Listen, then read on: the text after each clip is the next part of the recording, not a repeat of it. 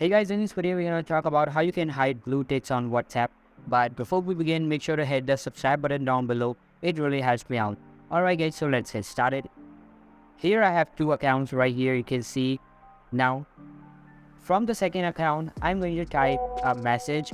As soon as I'll send the message, you can see I got two blue ticks on my message. Now, in order to hide these blue ticks, all you need to do, first of all, you're going to go to your WhatsApp settings.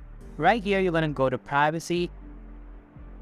You just have to toggle this off. You can see read recipient. And once you toggle this off, now I'm going to message from the second account again.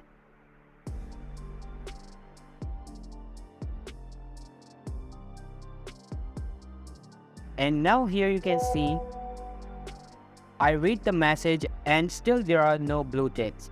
That's how you can hide blue ticks on WhatsApp. If you found this video helpful guys, then make sure to give this a huge thumbs up. Subscribe to our channel. Thanks for watching.